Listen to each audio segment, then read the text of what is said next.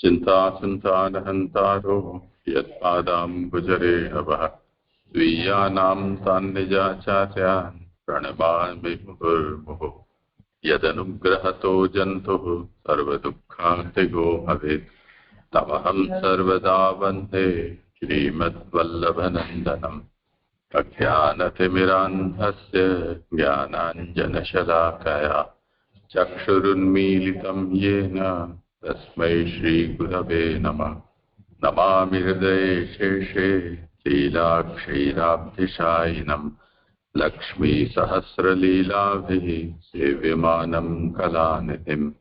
चतुर्भिश्च चतुर्भिश्च चतुर्भिश्च त्रिभिस्तथा षड्भिर्विराजते योऽसौ पञ्चधा हृदये मम।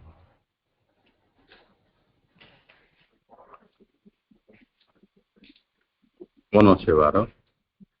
અચ્છા,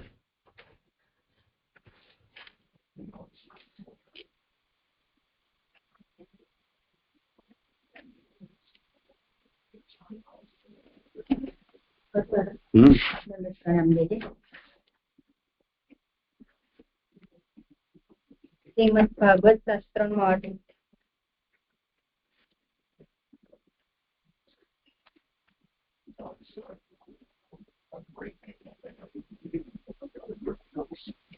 શ્રીમદ ભાગવત શાસ્ત્રનો અર્થ આનંદરૂપ કરીની આનંદરૂપ લીલા.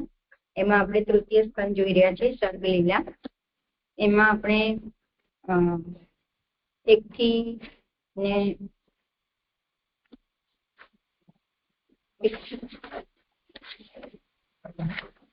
8 શ્લોક જોયા. એમાં ભાગવત અર્થની અંદર આવે કે એમાં પહેલા જે શ્લોકમાં સાંખ્યનું નિરૂપણ છે અને બીજા શ્લોકમાં જ્ઞાનનું નિરૂપણ કરવાનું. ત્યાર પછી 3 થી 8 જે શ્લોક છે એમાં જ્ઞાનનું નિરૂપણ થઈ શકે તે માટે અધ્યાસ નું વર્ણન કરેલું છે.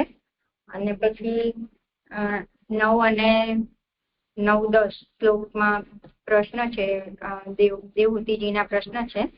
અને એમાં આત્મા સર્વ જળ પદાર્થોથી જુદો છે એવું જ્ઞાન જે સ્ત્રીને વેદનો અધિકાર નથી એટલા માટે એમને એ જ્ઞાન આપવાનું છે. અને એના માટે સાંખ્યમાં કહ્યું છે એમાં 11 થી 52 શ્લોક છે એ ઉત્પત્તિથી કયા, અને હવે તર્કથી 53 થી 72 શ્લોક આપણે જોવાના છે જેમાં આત્મા સર્વ પદાર્થથી જુદો હોવાનું દર્શાવેલું છે. હવે અહીંયા કાલે 53મો શ્લોક સંપન્ન થયો, આજે 54મો શ્લોક છે. એમાં મારે 54 થી 8 જે શ્લોક નિરૂપણ કરવાનું છે 61 શ્લોક સુધી પહેલા પારાયણ કર્યું.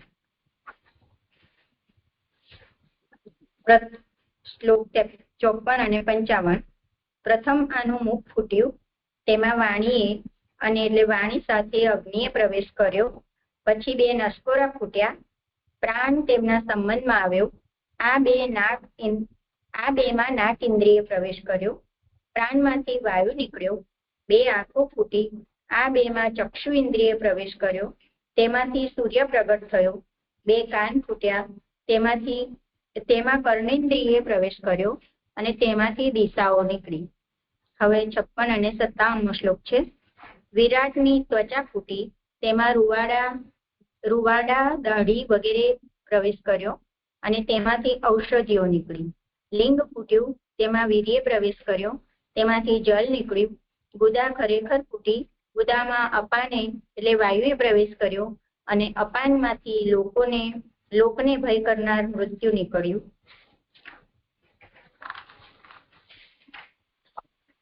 58મો શ્લોક છે. અને 2 હાથ ફૂટ્યા, તેમની સાથે બલ થયું, તેમાંથી ઇન્દ્ર નીકળ્યો.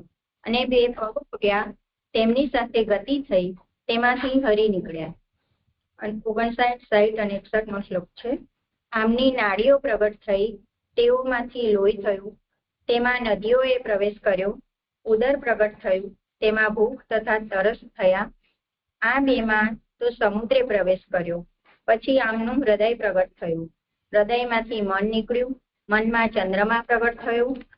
બુદ્ધિ નીકળી, બુદ્ધિમાં વાણીના પતિ પ્રગટ થયા.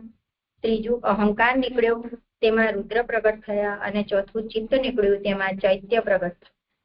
61 સુધી વર્ગી પણ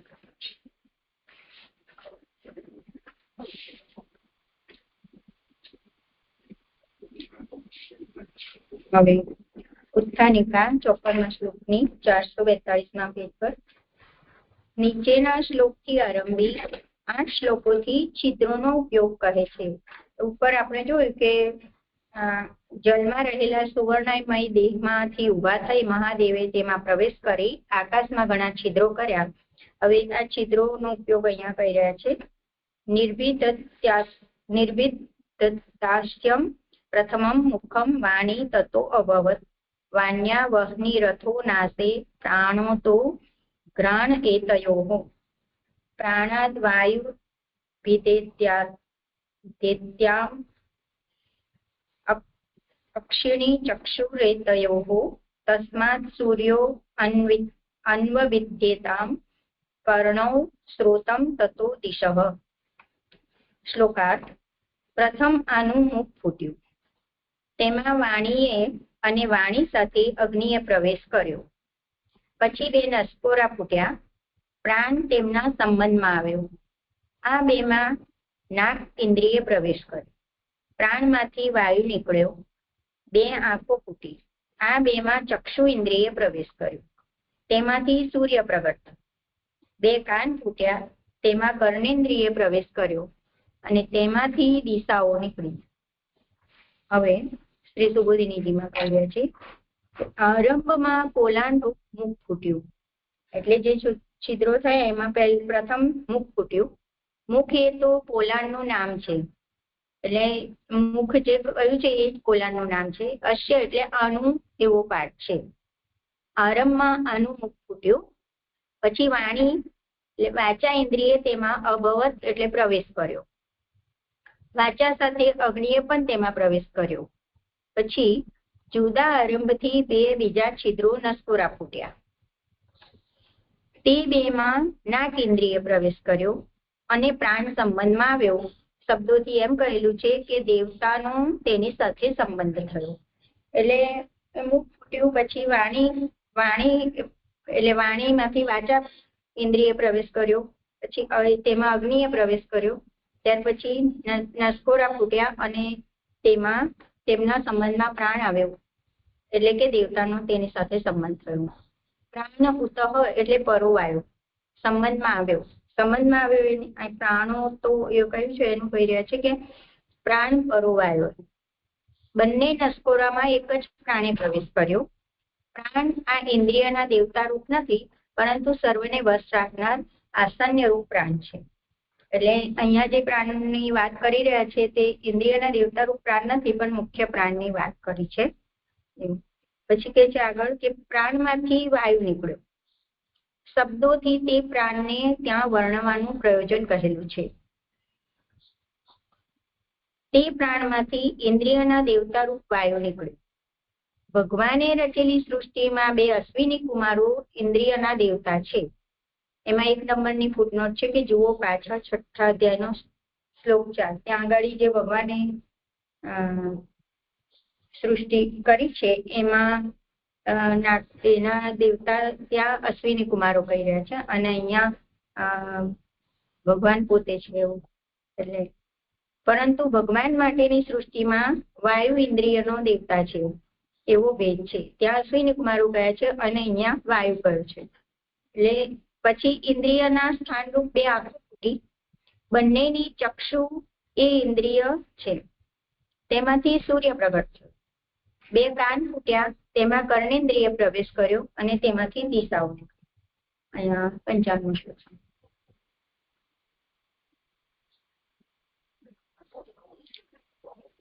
એટલે જે પ્રાણમાંથી જે વાયુ નીકળ્યો ને એ વાયુ એ એમાં પ્રવેશ કર્યો એવું કહી રહ્યા છે.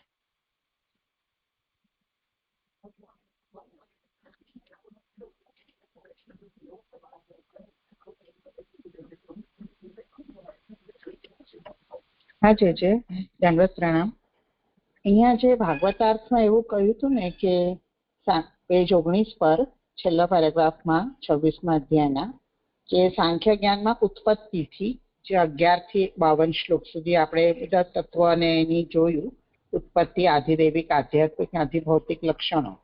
પછી તર્કથી ઉપપત્તિથી 53 થી 72 આત્મા સર્વ પદાર્થથી જુદો હોવાનું દર્શાવ્યું છે. તો લાસ્ટ ટાઈમ 53માં તો થયો હતો, પણ મને આ વિષય ન સમજ પડી કેવી રીતે આ ઉપપત્તિથી આ વિષય હવેનો ચાલુ થયો છે ને એ બાબતમાં પૂછવું છે મને. કેવી રીતે ઉપપત્તિ કે તર્કથી કેવી રીતે સમજવું?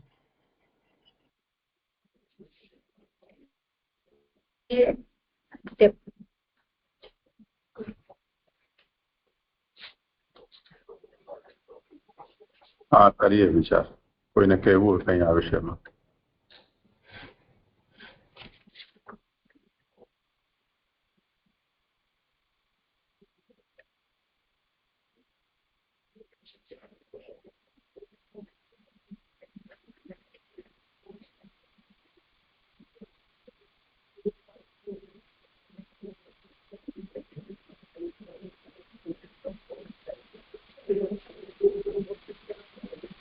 આવનની ઉત્થાનિકામાં આ વાત કહી ને કે બ્રહ્માંડમાં ચેતન અને જળની ઉત્પત્તિ કહીને હવે એમના નામ અને સ્વરૂપ કહે છે.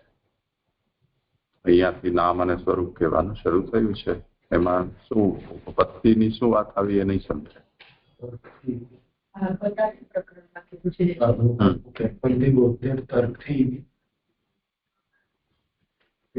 સીધી રીતે ઉત્પત્તિ તેને આ તર્કથી કહીએ.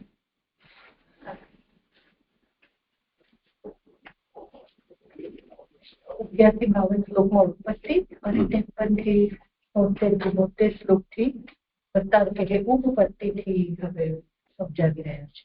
એ તર્ક એટલે ઉપપત્તિથી કેવી રીતે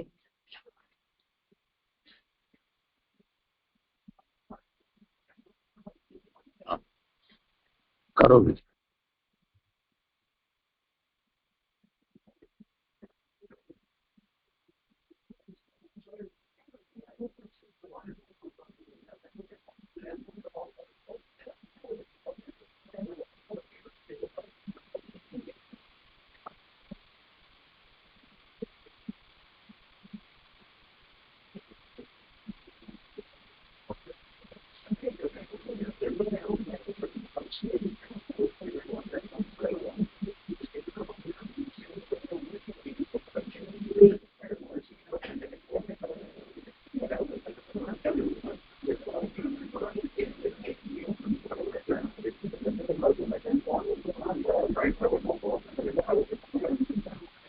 એટલે એવું સમજી શકાય કે આગળ તો ઉત્પત્તિથી 11 થી 52 શ્લોકમાં જે આપણે કાલે પણ સમજ્યા એ રીતે ઉત્પત્તિથી તો સાંખ્ય જ્ઞાન પ્રમાણે આત્મા આ સકલ પદાર્થથી જુદો છે એ બતાવ્યું.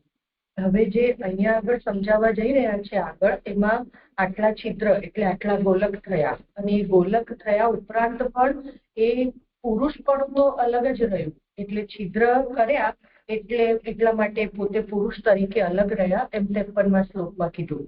અને હજુ પણ જે પ્રકૃતિથી જે પણ કંઈ થઈ રહ્યું છે એ જ બધું છિદ્ર કે ગોલક એને બતાવી રહ્યા છે. અને આટલું થવા ઉપરાંત પણ આ બ્રહ્માંડ ઊભું ન થયું, પછી એમાં પુરુષે પ્રવેશ કર્યો. એ રીતે સાંખ્ય જ્ઞાન પ્રમાણે ઉપપત્તિથી પણ પુરુષ જુદો છે આ બધાથી, પ્રકૃતિથી, એ સમજાવે છે. એવું વિચારી શકાય.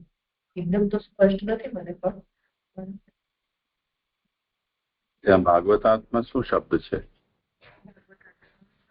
અહીંયા તર્ક લખ્યું છે, અને જયારે આપણે ભાગવતાર્થ કર્યું ને ત્યારે એવું બોલ્યા હશે. મેં અહીંયા ઉપપત્તિ લખ્યું, અને લાસ્ટ ટાઈમનું પણ એટલે મેં આખું રિવાઇઝ કર્યું ને તો હું એવું સમજી સ્ટાર્ટિંગથી કે એમણે પુરુષ અને પ્રકૃતિ વિશે દેવહૂતિએ પ્રશ્ન પૂછ્યો.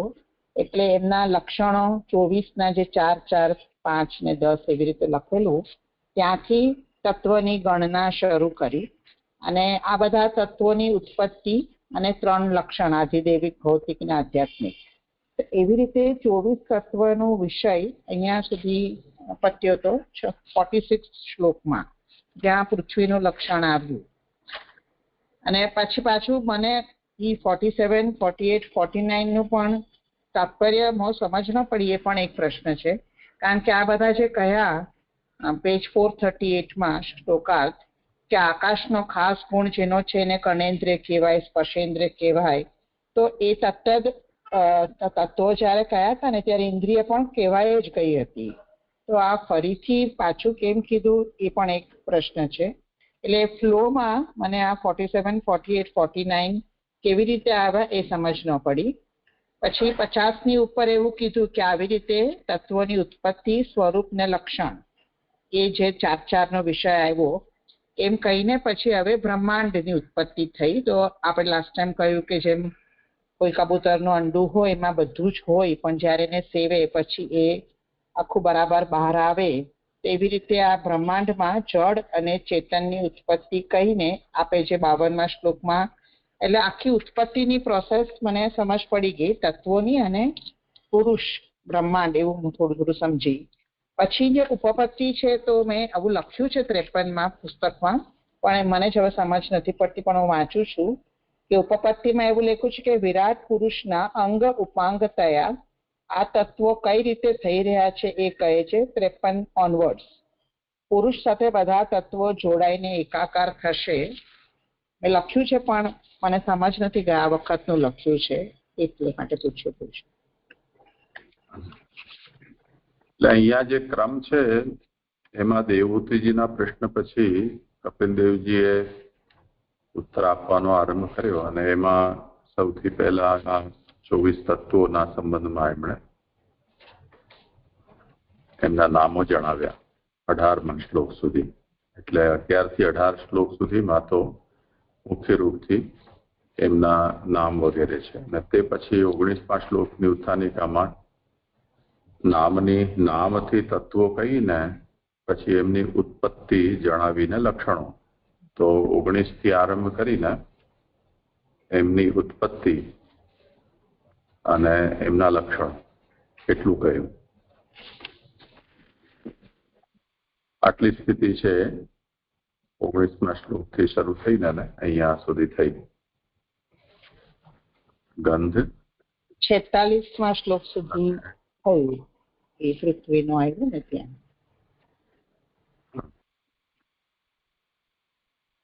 નહીં, હજી આગળ છે ને મહાભૂતોના અંતર્ગત. એટલે એ જ હું પૂછું છું 47-48માં ફરીથી કેમ કહ્યું આ બધી ઇન્દ્રિય જે પહેલા ઉત્પત્તિ વખતે કહી દીધી હતી, તો એ કહેવાનો પ્રશ્ન એ છે તાત્પર્ય ફરીથી મને લાગે છે પુનરુક્તિ જેવું, તો એ શું કે છે એમાં?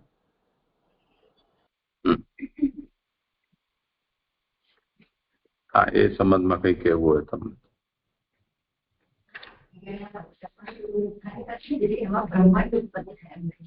અત્યારે 47મા પ્રશ્ન છે, એ ફરીથી કહેવાયું છે એમ એમનું કહેવું છે.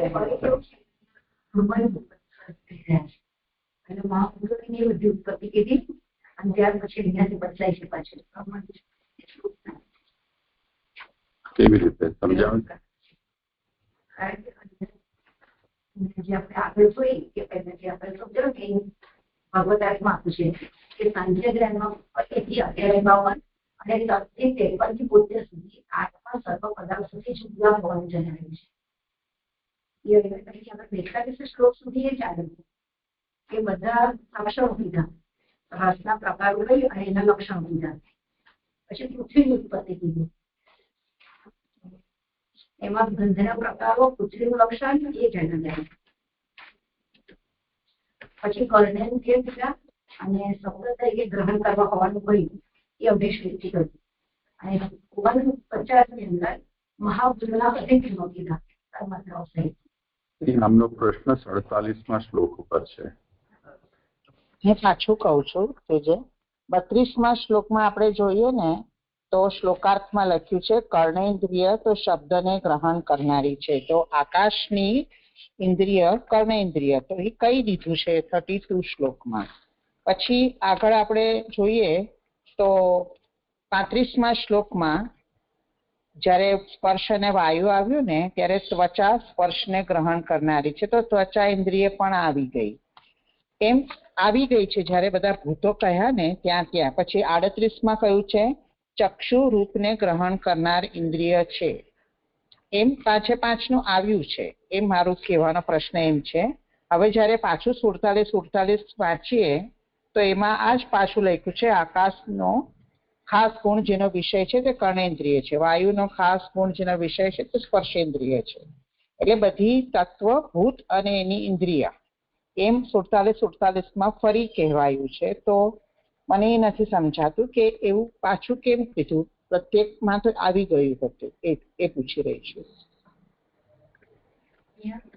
સ્થાનિકામાં આ વાતને સ્પષ્ટ એટલા માટે જ કરી છે કે કર્ણેન્દ્રિય વગેરે પ્રમાણ તરીકે શબ્દ વગેરેને ગ્રહણ કરનાર હોવાનું કહ્યું. અત્યાર સુધી આટલું નિરૂપણ થયું કે તે ઇન્દ્રિયો, એ ઇન્દ્રિયોની જે તે તન્માત્રાઓ કે વિષયો, એ વિષયોને ગ્રહણ કરવામાં તે ઇન્દ્રિયો પ્રમાણ છે. આટલી વાત અત્યાર સુધી કહેવાય, પણ એમના લક્ષણો નથી કહેવાયા. તો લક્ષણ શું સમજવા? તો તે જ તેમના લક્ષણ છે એમ અહીંયા 2.5 શ્લોકથી કહ્યું.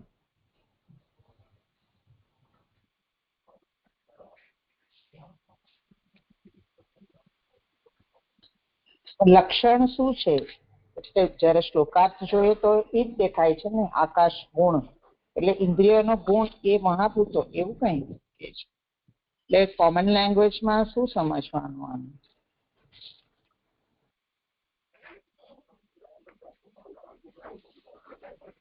લખ્યું છે ને શબ્દનો આકાશનો ગુણ કયો, તેથી શબ્દ અને આકાશ પરસ્પર એકબીજાના આધારે રહેલા નથી. અહીં માત્ર ગુણને ગ્રહણ કરનારનું એવું લક્ષણ કરેલું છે. ગુણને ગ્રહણ કરવાનું જે કયું અસાધારણ ગુણ કયો?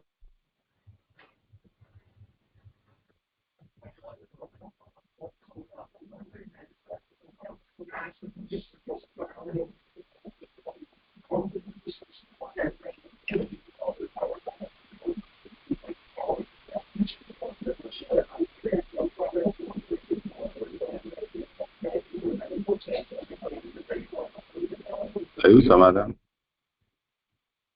ના છે, મને તો એનું એ જ લાગે છે. એટલે ફરક ક્યાં છે ને એ સ્પષ્ટ નથી થતું. એટલે એ જ વાત છે, પરંતુ લક્ષણ મુખથી નથી કહેવાય, એને લક્ષણ મુખથી કહી રહ્યા છે. હા, એટલે સ્પેસિફાય કરે છે આ લક્ષણ પણ સમજવા એમ. ઓકે જી. તો અને 49માં એવી રીતે જ ભૂમિનું કંઈ કીધું છે, એ ચાલશે મને. અને પછી હવે આ 50-51માં અને 52માં બ્રહ્માંડનું થયું. એટલે જેનો વિસ્તાર ભગવાન હરિ સ્વરૂપ છે ને એ જે કયા વખતે આપણે સમજાવી દીધું. હવે આ ઉપપત્તિનો પ્રશ્ન રહ્યો, જે 53 ઓનવર્ડ ચાલી રહ્યું છે આજથી, એ રહ્યું.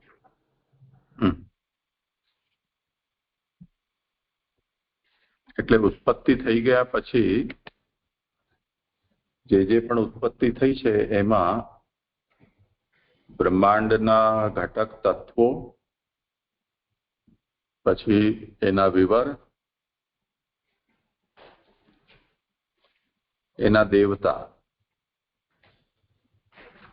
અને જે તે ઇન્દ્રિયો.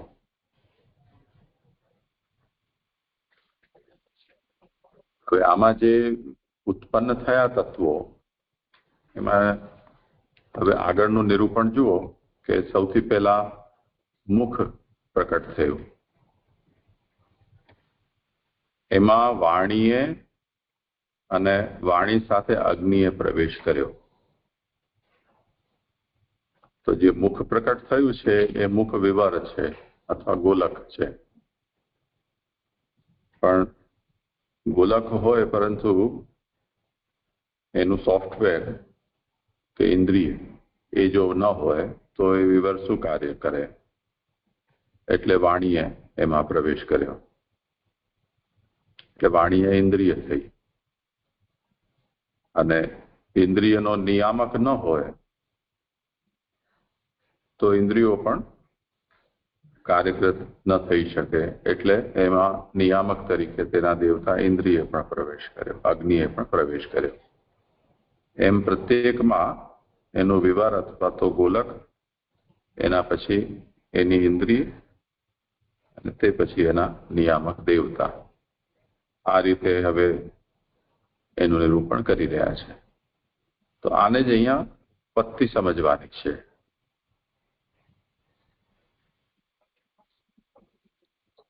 હા, એ આપણે કહ્યું બરાબર છે, ગોલક, ઇન્દ્રિય અને દેવતા, પણ એ બધા બી ઉત્પન્ન જ થયા ને, એટલે એ તર્કથી જ સમજવાનું છે. આફ્ટર એટલે આમ ઇમેજિન કરીએ તો બેકવર્ડ થઈને સમજાય એવું કંઈ કહેવા માંગે છે તર્ક શબ્દથી. હા, એટલે દરેક પ્રકટ જે થયા છે એ આ ઓર્ડરમાં કે આ જાતનું એનો એકબીજાની સાથે સમન્વયથી પ્રકટ થયેલા નથી.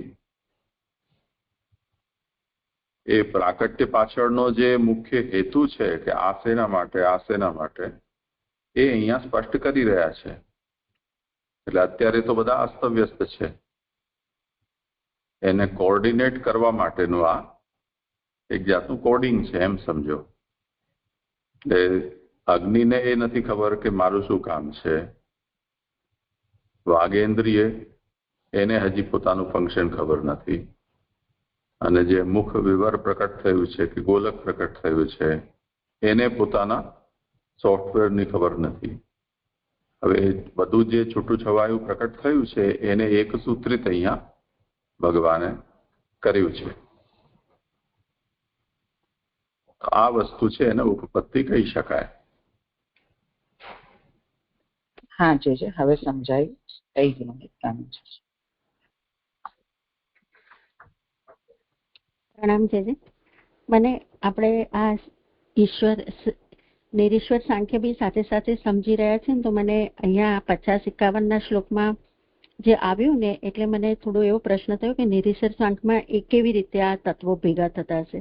કારણ કે 50મા શ્લોકમાં એવું કીધું કે જ્યારે આ મહતત્વ વગેરે 7 ભેગા થયા વિના રહેલા હતા ત્યારે કાલ, કર્મ અને ગુણો સાથે ભગવાને તેમાં પ્રવેશ કર્યો અને પછી એમાંથી આ બ્રહ્માંડ ઉત્પન્ન થયું. તો મહતત્વ તો પ્રકૃતિ અને પુરુષ એના પછીની એ પ્રક્રિયા છે. એટલે અને પ્રકૃતિ અને પુરુષ સુધી તો નિરીશ્વર ને સઈશ્વર બંને સરખા જ છે. તો અહીંયા આજે અહીંયા ભગવાનનો પ્રવેશ અહીંયા બતાવ્યો અને પછી જે એ લોકો તત્વો ભેગા નહોતા થતા એ ભેગા થયા. તો નિરીશ્વર સાંખ્યમાં એ લોકો તત્વો કેવી રીતે ભેગા બતાવે છે એ ત્યાં એ સિદ્ધાંત પ્રમાણે? પ્રણામ છે. મને એમ છે કે એ વિષયને એમને એટલા માટે આવશ્યકતા નથી પડતી કે જ્યારે અનાદિ પુરુષ અને પ્રકૃતિ એનો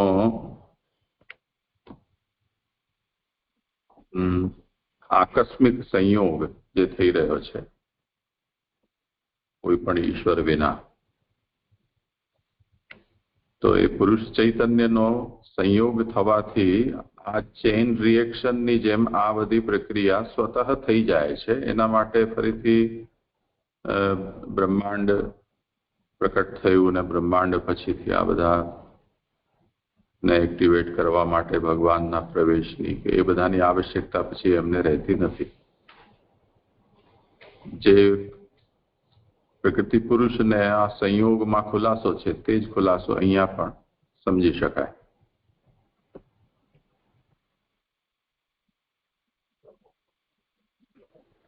જી. અને આપણે એવું પણ સમજી શકીએ ને કે અહીંયા આ જે શ્લોક આવ્યો ને ત્યાંથી આપણે એવું જે મહાપ્રભુજીનો સિદ્ધાંત છે કે બ્રહ્માત્મક જગત છે, તો આ સિદ્ધાંત આ અહીંયા દર્શાવી રહ્યા છે અથવા તો આ અહીંયાથી આપણે ડિરાઈવ કર્યો છે એવું પણ સમજી શકાય ને કે અહીંયા, કારણ કે તત્વો પણ બધા ભગવાન થયા છે અને એના પછી સિદ્ધ રૂપે ભગવાન પ્રવેશ કરશે ને પછી અંતર્યામી રૂપે પણ સમષ્ટિમાં એ પ્રવેશ કરશે.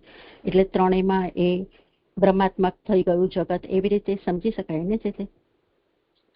પ્રણામ છે. આપણે તો સમજી શકીએ છીએ પણ દેવહૂતિજીને એ વાત નથી સમજાવવાની, એટલે કપિલદેવજીએ એ રીતે નિરૂપણ નથી કર્યું. એ આપણે અનેક વાર જે નવો ઉપક્રમ છે એમાં જોઈ ગયા છીએ કે આ બધા 5 નિત્ય છે એવું સિદ્ધાંત સાંખ્યનો છે. તો એ સિદ્ધાંતને પકડીને ને કપિલ દેવજી આ નિરૂપણ કરેલું છે. એટલે પ્રકૃતિ અને પુરુષ ક્યાંથી આવ્યા, એ કોણ બન્યું, એ બધા પ્રશ્નો અહીંયા પ્રાસંગિક જ નથી. એ સદા સર્વદાથી રહેલા જ છે એવું માનીને ને આ આખું નિરૂપણ કપિલ દેવજીએ કરેલું છે.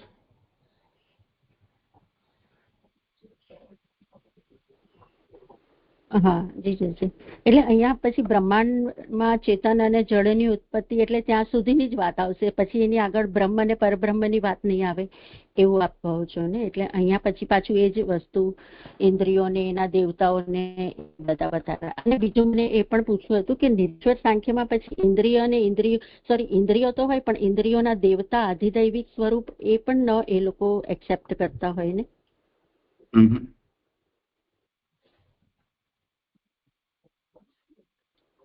ચોથા શ્લોકના બોધનીજીમાં તમે જોઈ લો આ વાત.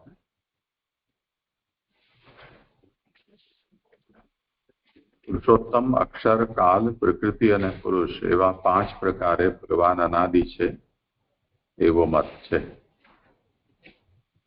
આ મતના આધારે જ્યાં સાંખ્ય સિદ્ધાંતની પ્રવૃત્તિ થયેલી છે ત્યાં પુરુષ જ પ્રકૃતિને વશ રાખનારી અવસ્થાનો ત્યાગ કરી પ્રકૃતિને અધીન હોવાની અવસ્થા પ્રાપ્ત કરી જીવ થાય છે.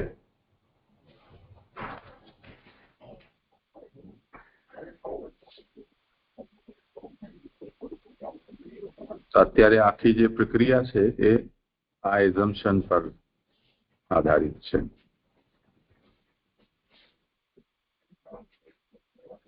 એટલે ઉપક્રમથી જ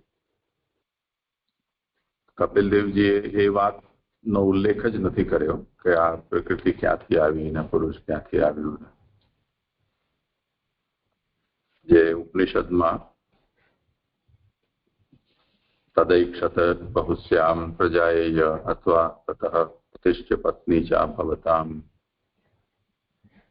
એ જે બધું નિરૂપણ છે એ બધાને અહીંયા ગોલ કરીને ને એવું માનીને કે આ બધું સદા સર્વદા છે જ, અને હવેથી આ પ્રકરણ શરૂ થયું સૃષ્ટિનું, એમ અહીંયા નિરૂપણ કરેલું છે. જે હમણાં પારુલે પૂછ્યું ને એ સંદર્ભમાં હજુ સમજવાનું મારે એટલું રહ્યું કે ભાગવતાર્થ પ્રકરણમાં એમ કહ્યું છે કે સાંખ્ય જ્ઞાનમાં ઉત્પત્તિથી 11 થી 52 એ તો આપણે આખું વર્ગીકરણ સમજાવી દીધું, એ સમજાયું. અને તર્કથી એટલે ઉપપત્તિથી આગળના હવે 53 શ્લોક આત્મા સર્વ પદાર્થથી જુદો હોવાનું દર્શાવેલું છે. તો આગળ 11 થી 52 તો પ્રકૃતિને પુરુષે જુદા જણાય છે, આરંભ પણ જોયો ને પછી ઉત્પત્તિ પણ જોઈ. તો અહીંયા જે હવે જે 53 થી જે આત્મા સર્વ પદાર્થથી જુદો હોવાનું, તો એ આ જે બધા પદાર્થો થયા જે આપણે વિવર કહ્યું, ઘટક તત્વ, વિવર, દેવતા, ઇન્દ્રિય વગેરે જે આપણે કહ્યું એનાથી પુરુષ જુદો છે એ રીતે સમજવાનું. જે પાછળથી પ્રવેશ થયો એ અર્થમાં એને કઈ રીતે આત્મા સર્વથી જુદો છે એને ઉત્પત્તિથી તો સમજાય, ઉત્પત્તિથી નથી.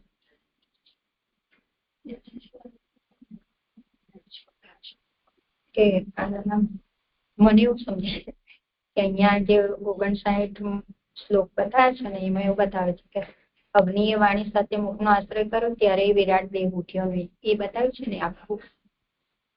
પછી ભગવાને પ્રવેશ કર્યો.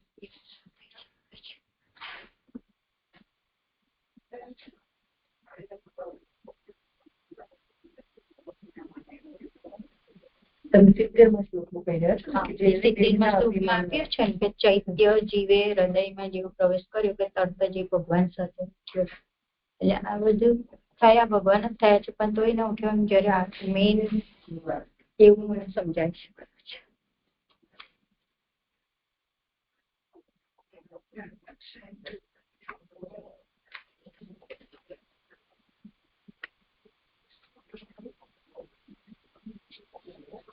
આ રીતે સમજવાનું જે પુરુષે પ્રકૃતિને વશ કરવાની અવસ્થા છોડી અને પોતે પ્રકૃતિને વશ થયા એ જીવ રૂપે થયા અને એ જીવે અહીંયા આગળ પ્રવેશ કર્યો એ રીતે ઉત્પત્તિથી પુરુષ અને પ્રકૃતિ બે જુદા છે, આ રીતે અનેક સમજવાની છે.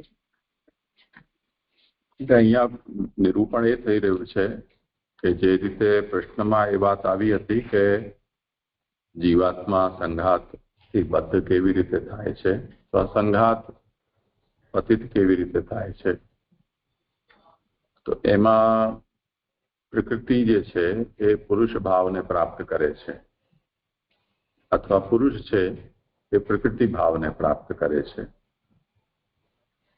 એ પ્રક્રિયા મુખ્ય રૂપથી પ્રશ્નમાં છે. તો હવે જ્યારે પ્રકૃતિ ભાવથી પ્રાપ્ત થવું એટલે અધ્યસ્ત થવું, તો જે સ્વયં અકર્તા છે એ પ્રકૃતિના સંસર્ગમાં આવવાથી પોતાને કર્તા માને છે. ભગવાન ગીતામાં એને એમ કહે છે અહંકાર વિમૂઢાત્મા કર્તાહમિતિ મન્યતે. તો એ પણ એ જ વાત છે કે યદ્યપિ જે આત્મ ચૈતન્ય છે એના માટે કંઈ પણ કર્તૃત્વ હોતું નથી, પરંતુ અહંકારથી વિમૂઢ થાય છે તેને કારણે એ પોતાને કર્તા સમજી લે છે.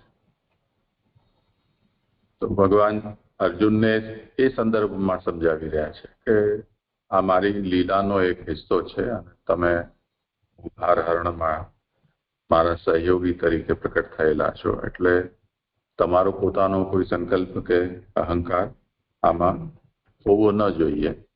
હું જે ચાહું છું તે કરવાનો છે, પણ કેમ કે તમે હજી મારા સંકલ્પને કે મારી લીલાના રહસ્યને નથી જાણતા, એટલે તમે તમારા અહંકારથી એમ સમજો છો કે આ રાજ્ય માટે અમે યુદ્ધ લડી રહ્યા છીએ, તો એ અમારે ન લડવું જોઈએ. પરંતુ આ તો ગુબાર હરણ કરવું છે એટલા માટે આ વિવાદ મેં જ ઉભો કરાવ્યો છે અને તમારે તમારા ભાગમાં જે આવે છે એ કાર્ય કરીને એને ગુબારને ઓછો કરવાનો છે. તો તમારો અહંકારને એક તરફ રાખી દો.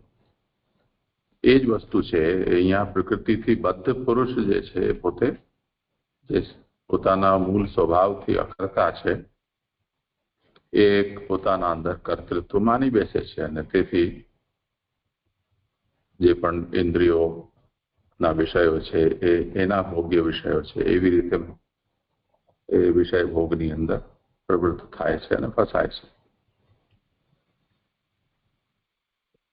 તો હવે જે વાત અહીંયા બતાવવામાં આવી એમાં બે રીતે વાત બતાવવામાં આવી છે કે એક તો જે જળભૂત પ્રકૃતિ છે અને પ્રાકૃત પદાર્થો છે એનાથી જે પુરુષ છે એ પૃથક છે અને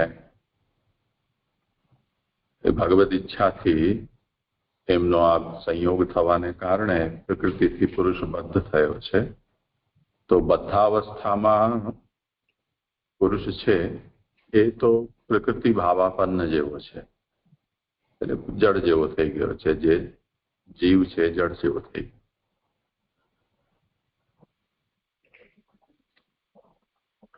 તો એ જે સમષ્ટિ સ્તરે થયું એ સમષ્ટિ સ્તરે શું થયું છે એની આખી અહીંયા પ્રક્રિયા બતાવી છે કે સમષ્ટિ સ્તરે ભગવાન પોતે આ બધા તત્વોને પ્રકટ થયા તે પછી જ્યારે એ તત્વો ચેતનના સંયોગ વિના કે ભગવાનના પ્રવેશ વિના ભેગા થઈ શકે એવી સ્થિતિમાં હતા નહીં અને છૂટા છૂટા હોય તો કોની સાથે કનેક્શન છે અને કનેક્શન કઈ જાતનું સ્થાપિત કરવાથી પછી એ કાર્ય કરી શકશે એ ખબર ન પડી શકે. તો એટલા માટે અહીંયા ભગવાને એમાં પ્રવેશ કર્યો અને ત્યારે પછી એ વિરાટ ઊભો થયો. જેમ જેને રસોઈ વગેરેનો અભ્યાસ ન હોય એના સામે બધી જ સામગ્રી કાચી મૂકેલી પણ હોય, પણ પહેલા શું કરવું પછી શું કરવું, કોની સાથે શું મિલાવવું, આ બધા વિષયનું જ્ઞાન તો ન હોય તો એ કાર્ય ઉત્પન્ન ન થઈ શકે. એટલે ચેતનનો પ્રવેશ ત્યાં આવશ્યક છે. તો એ વાતને અહીંયા સમજાવી છે. તો એનાથી જ એ સ્પષ્ટ થયું ને કે આ પુરુષથી એ પૃથક છે.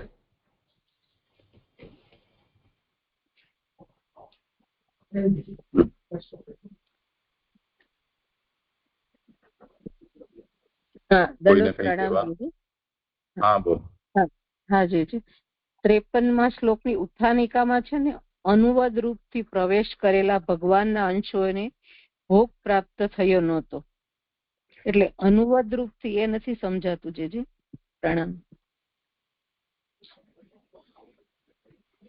હા ખરું, કાલે કદાચ આ થયું હતું. અનુવેદ છે, અનુવાદ નથી.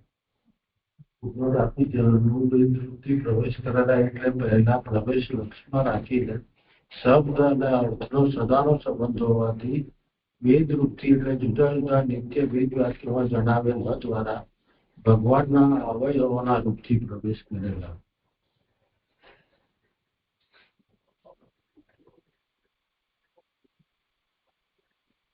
શબ્દ સુધારીને અનુવાદ કરી દઈએ ને.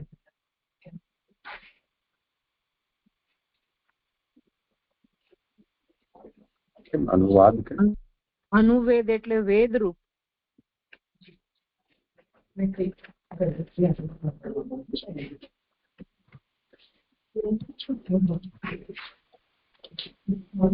મેં કઈ શબ્દ સાંભળે જી જી.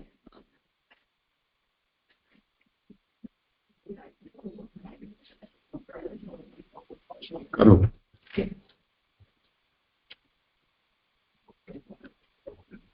હવે 56 અને 57 શ્લોક ભેગો આવી રહ્યો છે. નિર્વિભેદ વિરાજ સ્તવ લોમસ્મ સ્રવાદય તત ઔષધયશ્ચ આસન શિષ્ણમ નિર્વિભેદે તતઃ રેતસ તસ્માદાપ આસન્નિર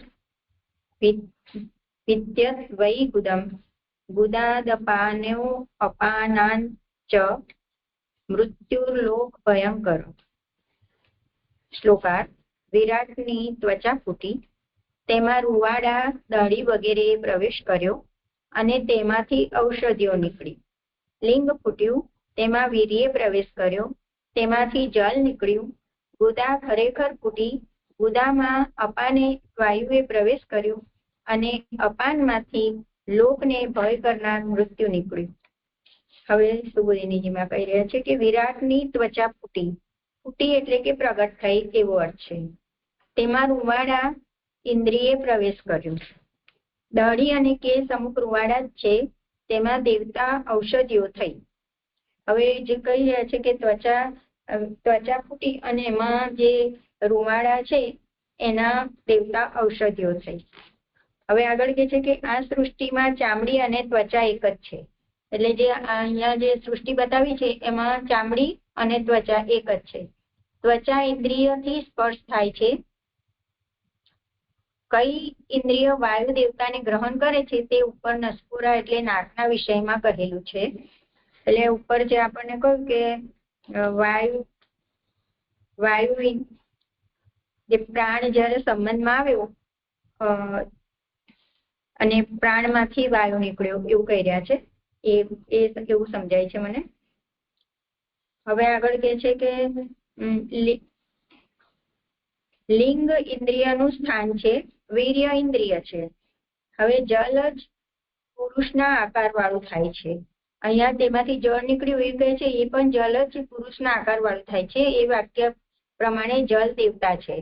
તો અહીંયા જે લિંગ જે ઇન્દ્રિય છે એનું લિંગ જે સ્થાન છે અને વીર્ય ઇન્દ્રિય છે અને એમાં જે જળ છે એ એના દેવતા છે.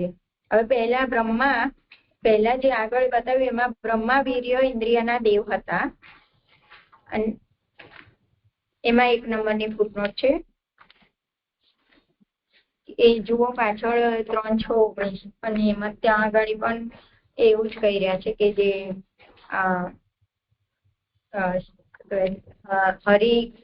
હરિકૃત જે સર્ગ છે ને એમાં બતાવ્યું છે કે તેમાં દેખાયેલા લિંગરૂપ પોતાના સ્થાનમાં પ્રજાપતિએ પોતાના વીર્યને અંશ સાથે પ્રવેશ કર્યો. એમ ત્યાં પ્રજાપતિનું કહ્યું છે અને અહીંયા આગળ વીર્યના દેવતા જે કયા છે એ બ્રહ્માને કહી રહ્યા છે. સમજાય છે? તો બ્રહ્મા ત્યાં બ્રહ્મા એટલે પ્રજાપતિની વાત કરી છે એવું કહી રહ્યા છે. અને અહીંયા બધું ભગવાનને જ પ્રવેશ કર્યો છે, એટલે એ દેવતા રૂપ પણ એ પોતે જ બન્યા છે એવું. હવે કે છે કે બધે જુદાઈ જણાય છે ત્યાં જુદી સૃષ્ટિથી તે થયેલી છે, એટલે જ્યાં જુદું દેખાય ત્યાં બધે જુદી સૃષ્ટિ થયેલી છે એવું કહી રહ્યા છે. હવે કે છે ગુદા એટલે મલ કાઢવાનું સ્થાન, અપાન ઇન્દ્રિય છે ને તેનો દેવ મૃત્યુ છે, અને તે લોકને ભય કરનારો છે એમ વૈરાગ્ય ઉત્પન્ન થાય તે માટે કહેલું છે. હવે આગળ કે છે કે મૃત્યુ ઉપર જ રહે છે અને મૃત્યુ મધ્યમાં છે એમ કહેલું છે. એટલે આ જે છેલ્લી લીટી મને નથી સમજાતી, છેલ્લી લાઈન કે મૃત્યુ ઉપર જ છે અને મધ્યમાં છે એવું કેમ એવું કહેલું છે એ નથી સમજાતું.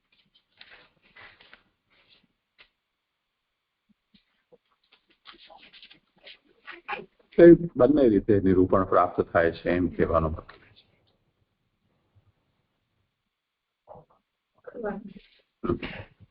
આગળ 58મો શ્લોક છે. હસ્તૌ ચ નિરભિદ્યતામ બલમ તાભ્યામ તત સ્વરાટ, પાદૌ ચ નિર્ભિદ્યતામ ગતિસ્તાભ્યામ તતો હરિ. અને બે હાથ ફૂટ્યા તેમની બસ ખાલી એટલું લખી દો, અને મધ્યમાં મૃત્યુ છે એમ પણ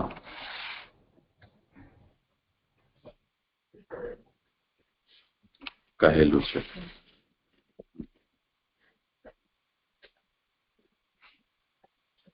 58મો શ્લોકાર્થ છે.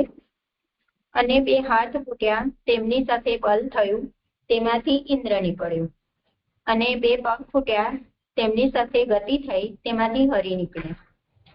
હવે સુબોધિનીજીમાં કહી રહ્યા છે કે બે હાથ ઇન્દ્રિયના સ્થાનને ઠેકાણે છે, એટલે ઇન્દ્રિય છે, ઇન્દ્રિયના સ્થાનને ઠેકાણે એટલે ઇન્દ્રિયની જે સ્થાન છે એમ ત્યાં બે હાથ છે, અને એનું બલ ઇન્દ્રિય છે. તે તેમની બે હાથની સાથે જ પ્રગટ થયેલ હોવાથી તાભ્યામ શબ્દ ત્રીજી વિભક્તિ યોજેલ છે, એટલે ઇન્દ્રિયની સાથે જ બલ પ્રગટ થયું છે એટલે સાથે લીધું હોય એવું કહી રહ્યા છે. તે બલમાંથી સ્વરાટ ઇન્દ્ર નીકળ્યું, એવી રીતે બે પગ પણ પ્રગટ થયા.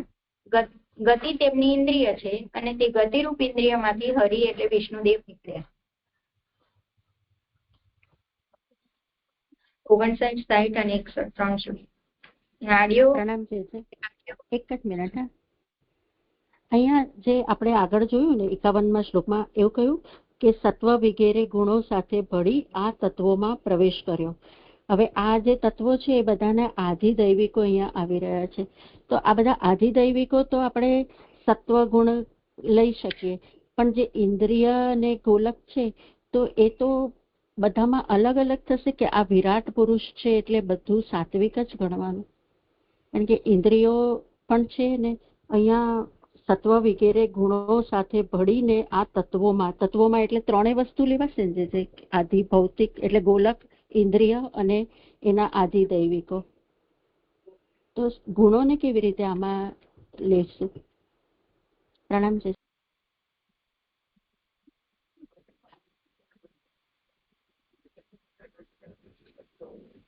લાગે છે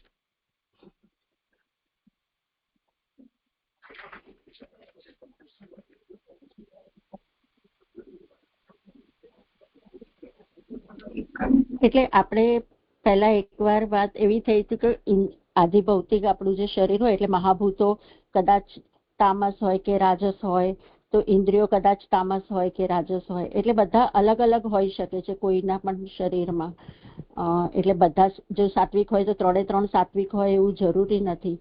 એટલે મને આ પ્રશ્ન થયો કે આધિદૈવિક જે દેવતાઓ છે એ તો બધા સત્વ ગુણવાળા જ થશે ને, જે પછી આ બેમાં જ આધિભૌતિક ઇન્દ્રિયો અને આધ્યાત્મિક ઇન્દ્રિયો એ બેમાં જ હવે બેમાં જ ડિફરન્સ રહેશે કે રાજસ અથવા તામસનો કે સાત્વિકનો, એવી રીતે સમજાય છે?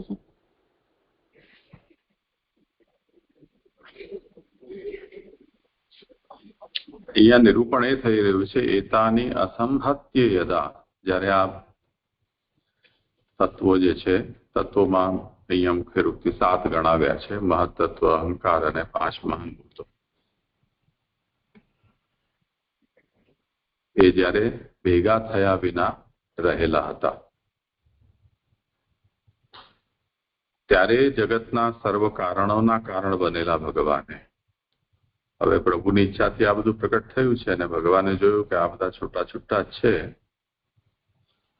તો ભગવાને કાલ, અદૃષ્ટ અને ગુણ સાથે ભળીને આ તત્વમાં પ્રવેશ કર્યો. એટલે કાલ પણ પ્રવિષ્ટ થયો, પછી અદૃષ્ટ પણ એટલે કર્મ પણ પ્રવિષ્ટ થયું, અને ગુણો સાથે, હવે ગુણોથી તો આ બધું નિર્મિત છે જ, તો ત્યારે એમાં ભગવાને પ્રવેશ કર્યો એમ કહી રહ્યા છે. તો જે વસ્તુ જે ગુણોની બનેલી છે એ તો છે જ ને. હા, એટલે વિરાટ પુરુષમાં તો જેમ બનેલું છે તામસ ને રાજસ અહંકાર ને સાત્વિક અહંકાર એવી રીતે જ લેવાનું, પણ જયારે વ્યષ્ટિમાં જશે ત્યારે બધું એટલે પેલું સન્નિપાત થાય છે એવું કહી શકાય છે, એવું સમજવાનું. અત્યારે પણ એવું જ સમજવાનું છે ને.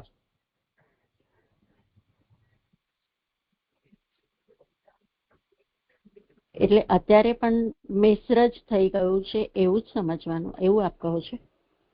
હા, પ્રકૃતિ અને પ્રાકૃત. હવે અત્યારે આ પ્રાકૃત વ્યવસ્થા બતાવી રહ્યા છે, ભલે વિરાટના રૂપમાં છે.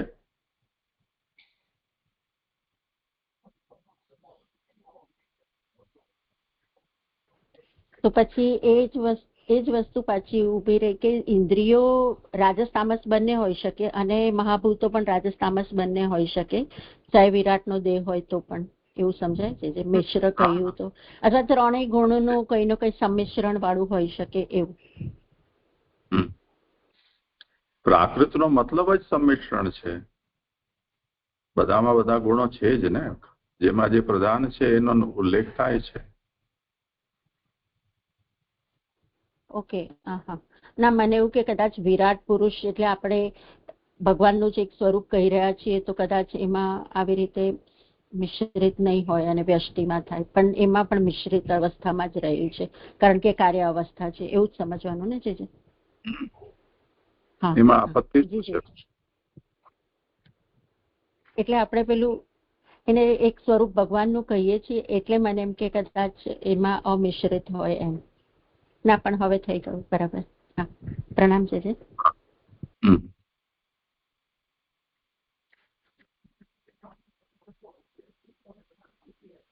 શ્લોકાર્થ.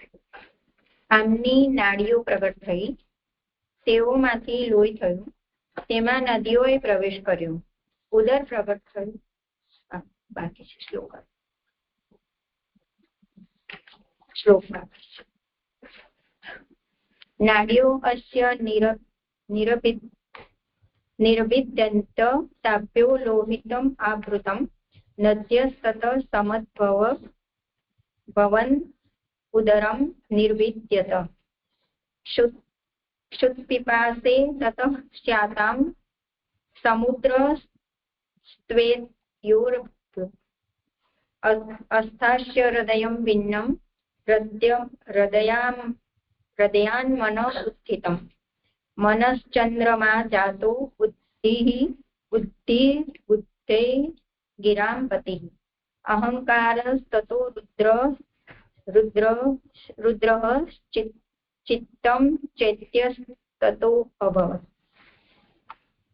હવે શ્લોકાર્થ. આમની નાડીઓ પ્રગટ થઈ, તેઓમાંથી લોહી થયું, તેમાં નદીઓએ પ્રવેશ કર્યો, ઉદર પ્રગટ થયું, તેમાં ભૂખ તથા તરસ થયા, આ બેમાં તો સમુદ્રે પ્રવેશ કર્યો. પછી આમનું હૃદય પ્રગટ થયું, એમાં જે વિચાર બતાવી રહ્યા છે કે હૃદયમાંથી મન નીકળ્યું, મનમાં ચંદ્રમા પ્રગટ થયો, પછી બુદ્ધિ નીકળી, બુદ્ધિમાં વાણીના પતિ પ્રગટ થયા, ત્રીજું અહંકાર નીકળ્યો, તેમાં રુદ્ર પ્રગટ થયો, અને ચોથું ચિત્ત નીકળ્યું, તેમાં ચૈત્ય પ્રગટ થયો. હવે સુબોધિનીજીમાં કે નાડીઓ ઇન્દ્રિયોનું સ્થાન છે, તેમાં આ સર્વ તરફથી ભરાયેલું રુધિર ઇન્દ્રિય છે, એટલે અહીંયા ગોલક નાડીઓ કઈ છે અને રુધિર ઇન્દ્રિય છે. અથવા આવૃતમ એટલે થયું, નદીઓ દેવતા છે, ઉદર ઇન્દ્રિયનું સ્થાન છે, ભૂખ અને તરસ ઇન્દ્રિય છે, અને સમુદ્ર દેવતા છે. હવે આગળ હૃદયનું કે છે કે હૃદય 4 ઇન્દ્રિયોનું સ્થાન છે. તેમાં તેમાં ઇન્દ્રિય મન છે. મનમાંથી ઉત્પન્ન થયેલ ચંદ્રમાં તેનો દેવ છે. કે છે બુદ્ધિ પણ ઇન્દ્રિય છે અને વાણીના પતિ દેવ છે. ત્રીજું કે છે અહંકાર, એટલે મનનું 4 બતાવી રહ્યા છે કે અહંકાર ઇન્દ્રિય છે અને રુદ્રદેવ છે. હવે ચોથું ચિત્ત ઇન્દ્રિય છે અને ચૈત્ય જીવ દેવતા છે, એવો અર્થ છે. આ બધા જુદા જુદા સ્થાનમાં પ્રગટ થયેલા ભગવાનના અંશો છે. હવે ચૈત્ય ભગવાનનો મુખ્ય અંશ છે. હવે આ બધા જે 4 બધા એ જુદા જુદા ભગવાનના અંશો છે અને ચૈત્ય જે કહી રહ્યા છે કે મુખ્ય અંશ છે. અહીંયા નિરૂપણ સંપન્ન થયું છે.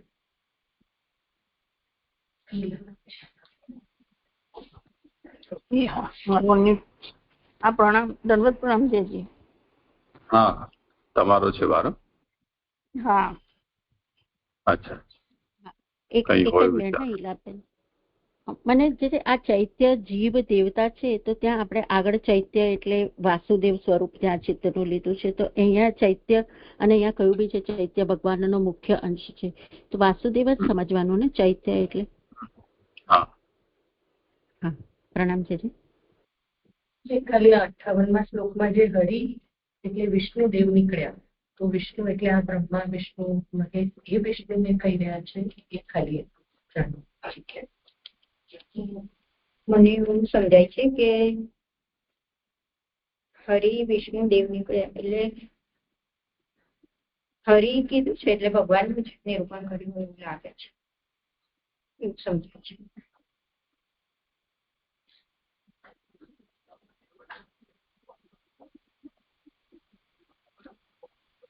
એટલે વિરાટના તત્ત અંગના અભિમાની જે દેવ છે તે અને નારાયણમાંથી ગુણાવતાર તરીકે પ્રકટ થયેલા મહાવિષ્ણુ છે એ ને આપણે ભિન્ન સમજવા જોઈએ.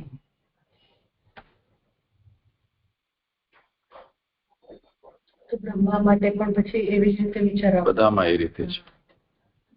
હરિ કીધું છે ને એટલે મને એવું સમજાયું.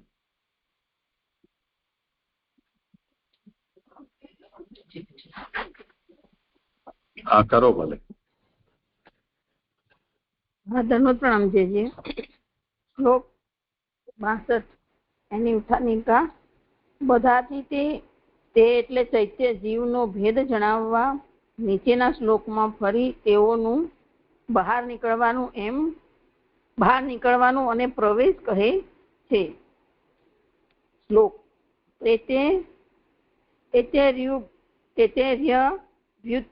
વ્યુત્થિતા દેવા નૈવાસ્યોત્થાપને અસકન પુનરાવિવિશુઃ ખાની તમુત્થા પયિતુમ ક્રમાત.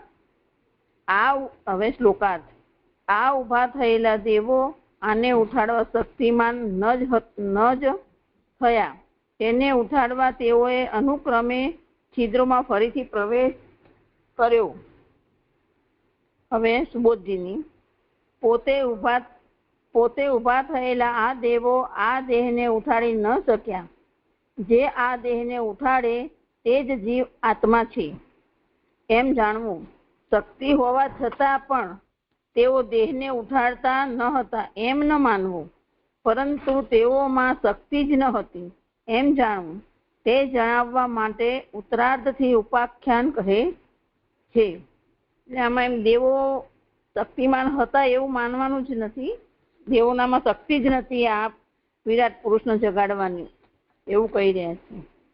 તે જ શરીરમાં પોતપોતાના સ્થાનમાં પહેલા ભગવાન સાથે પ્રવેશ કરેલો હોવા છતાં પણ ફરીથી તેઓએ ખાની એટલે છિદ્રોમાં પ્રવેશ કર્યો. તેને ઉઠાડવા શબ્દોથી ફરી પ્રવેશ કરવાનું પ્રયોજન કહેલું છે. પોતપોતાના બળથી પરીક્ષા કરવા માટે અનુક્રમે પ્રવેશ કર્યો. શ્લોક 62 લઉં જીજી, અરે 63 લઉં.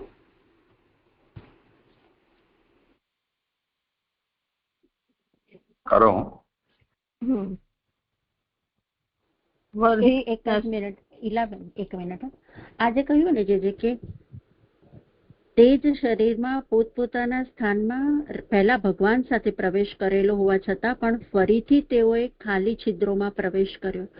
એટલે અહીંયા ભગવાન સાથે પ્રવેશ કર્યો એટલે ભગવાન જ્યારે તત્વમાં પ્રવેશ કર્યો એના પછી આવ્યું કે અહીંયા આ બધા આદિદૈવકોની વાત આવી એટલે ત્યારે એમનો પ્રવેશ થયો અને હવે ફરીથી પ્રવેશ કરે છે એવું અહીંયા સમજવાનું. પ્રણામ છે. હા, જુઓ કરો સમાજ. એ ઉઠાડવા શક્તિમાન ન થયા એટલા માટે ફરીથી પ્રવેશ કર્યો એવું જ મને સમજાય છે. એટલે પહેલા બી એ લોકો ઉઠાડવા માટે અહીંયા લખેલું જ છે ને કે તેઓમાં શક્તિ જ ન હતી એમ જાણવું. એટલે ફરીથી પ્રવેશ કરીને પણ એ ઉઠાડી તો નથી શકવાના. તો આ અહીંયા જે ફરીથી પ્રવેશ કર્યો, છિદ્રોમાં પ્રવેશ કર્યો, એટલે આ શાના માટે કહ્યું એ સમજમાં ના આવ્યું. પોતપોતાના બલની પરીક્ષા કરવા માટે અનુક્રમે પ્રવેશ કર્યો. એટલે ફરીથી એના માટે બહાર નીકળીને ફરી એક જણ અંદર જઈને પોતાના બલની પરીક્ષા કરી રહ્યા છે. પણ આગળ જે ભગવાન સાથે પહેલા પ્રવેશ કર્યો એટલે એ તત્વોમાં જયારે ભગવાને પ્રવેશ કર્યો ત્યારે આ તત્વોના દેવતાઓ પણ એમની સાથે જ પ્રવેશ કર્યો એવું અહીંયા કહ્યું છે. તત્વોએ પ્રવેશ કર્યો પણ જીવાત્માએ પ્રવેશ નતો કર્યો ને એવું જ મને સમજાય છે. એટલા માટે ફરીથી નામના છિદ્રોમાં પ્રવેશ કરવો પડ્યો. ના, જીવાત્માની આધિદૈવિક જે દેવતાઓ છે એની વાત થઈ રહી છે ને અત્યારે. આ ઉભા થયેલા દેવો આને ઉઠાડવા એટલે વિરાટ પુરુષનું જે શરીર છે ને એને ઉઠાડવા તૈયાર ન થયા. એટલે મને એ જ પ્રશ્ન છે કે આ પહેલા જે પ્રવેશ કર્યો એ ભગવાન સાથે એટલે તત્વો જયારે ભગવાને પ્રવેશ કર્યો એની સાથે જ એ તત્વોએ પણ પ્રવેશ કરેલો એવું સમજવાનું. પછી આપણને એનું ડિસ્ક્રિપ્શન આપ્યું કે કયા તત્વોનું ક્યાં પ્રવેશ કર્યો અને પછી હવે એ લોકો કાર્ય કરવા સક્ષમ નથી એની વાત આવી રહી છે એવું સમજવાનું છે. પ્રણામ છે. હા, કરીએ વિચાર.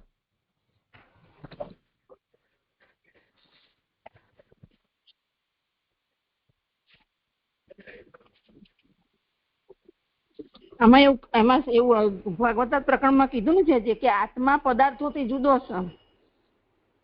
ભાગવત પ્રકરણમાં એવું આત્મા પદાર્થોથી જુદો છે એવા જ્ઞાનથી પોતે સંસારથી જુદી છે એવું જ્ઞાન દેવહૂતિને થાય તે માટે આ કહેલ છે.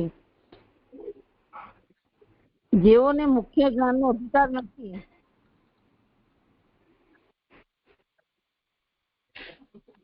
મને એમ છે કે આ વિષય આગળ આવી ગયો છે એ જરા વાંચી લેશો ને તો ઉત્તરાનો મળી જશે.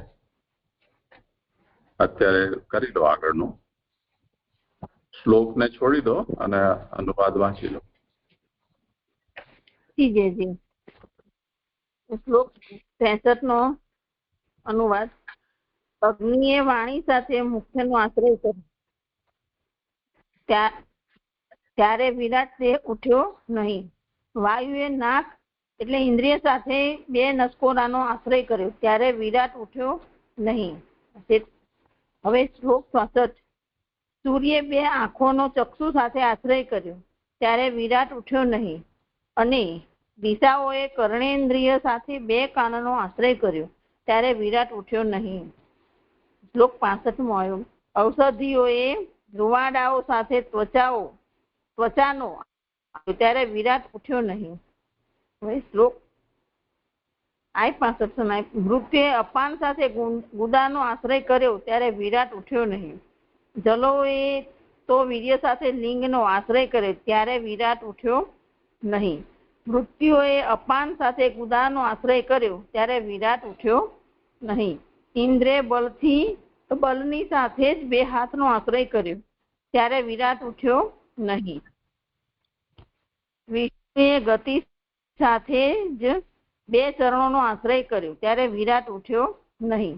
નદીઓએ રુધિર સાથે નાડીઓનો આશ્રય કર્યો ત્યારે વિરાટ ઉઠ્યો નહીં. હવે શ્લોક 68. સમુદ્રે ઉદરનો આશ્રય કર્યો ત્યારે વિરાટ ઉઠ્યો નહીં. ચંદ્રે મન સાથે હૃદયનો આશ્રય કર્યો ત્યારે વિરાટ ઉઠ્યો નહીં. બ્રહ્માએ પણ બુદ્ધિ સાથે હૃદયનો આશ્રય કર્યો ત્યારે વિરાટ ઉઠ્યો નહીં. રુદ્રે અહંકાર સાથે હૃદયનો આશ્રય કર્યો ત્યારે વિરાટ ઉઠ્યો નહીં. હવે શ્લોક 63 થી 59 નું અહીંયાથી સુબોધની. હા, સુબોધની. આરંભમાં અગ્નિદેવે વાણી ઇન્દ્રિય સાથે મુખનો આશ્રય કર્યો એટલે તેમાંથી બહાર નીકળી તેમાં પ્રવેશ કર્યો.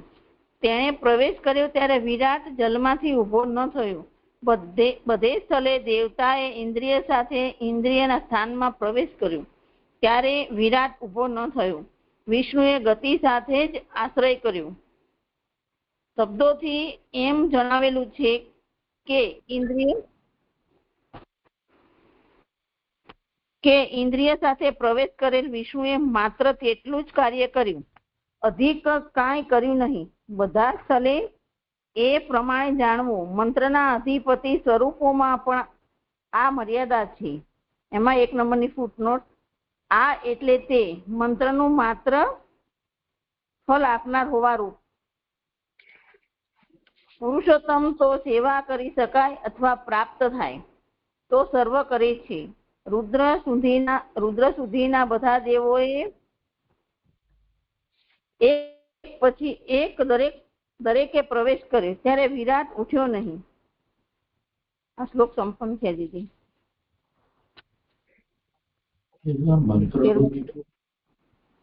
મંત્રના સ્વરૂપોમાં પણ આ મર્યાદા છે. એટલે આ બધા વિષ્ણુએ ગતિ થયા આશ્રય કર્યો અને એટલું જ કાર્ય કર્યું. એટલે મંત્રથી એને કઈ રીતે મંત્ર એટલો જ પ્રભાવ પડે છે. જે તે મંત્ર હોય એ મંત્રના અધિષ્ઠાતા દેવતા હોય તો જે મંત્રના જે અધિષ્ઠાતા દેવતા છે એ મંત્ર જે ફલ માટે કહ્યું છે એટલું જ કરે, એનાથી વધારે ન કરે.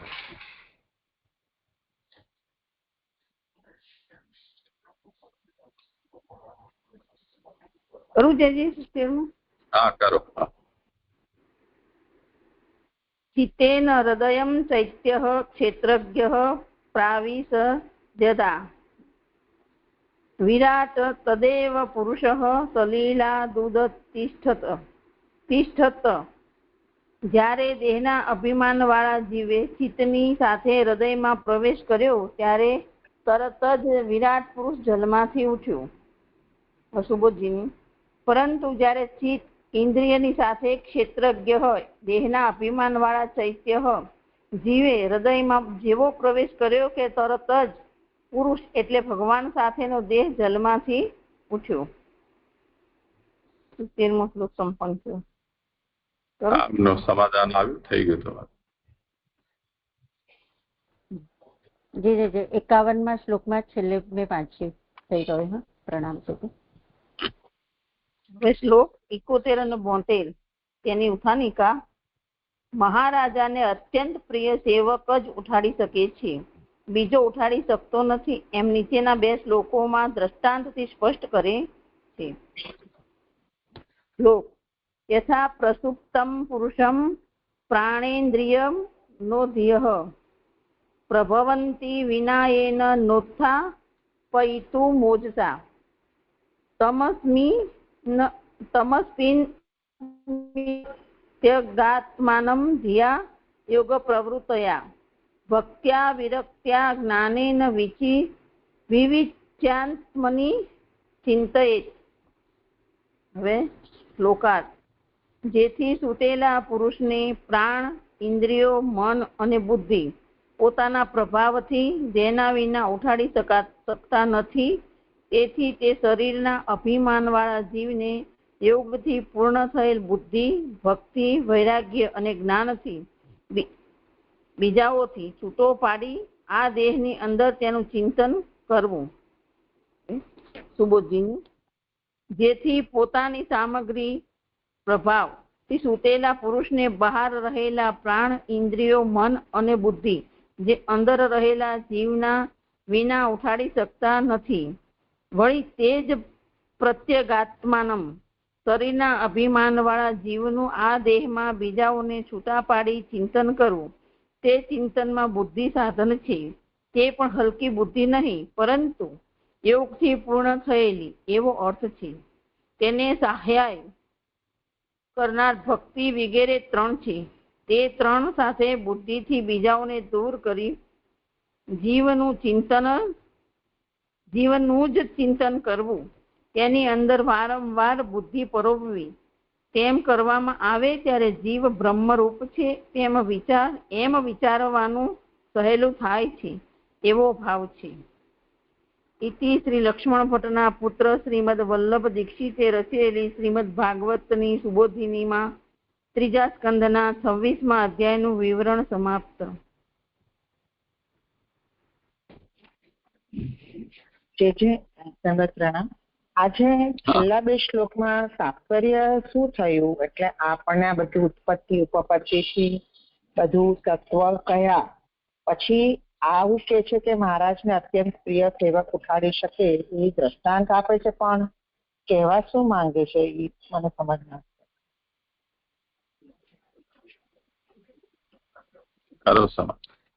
હા પ્રણામ જેજી. આમાં એમ દેહને અને જીવને જુદો પાડ્યો એવું મને જે આમાં સમજાય છે શ્લોકાર્થમાં, કે જે હલકી અને એનું કાર્ય કોણ કરે? બુદ્ધિ. અને એ જેવી તેવી બુદ્ધિ નહીં, એ બુદ્ધિ એ પણ હલકી બુદ્ધિ નહીં, પરંતુ યોગથી પૂર્ણ થયેલી બુદ્ધિ.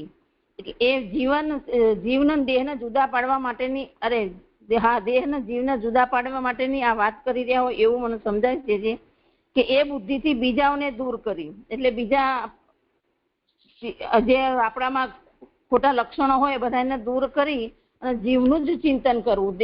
દેહ સાથે બધા જોડેલા દેહ ઇન્દ્રિય આપણે સુબોધીમાં સમજાવશે ને કે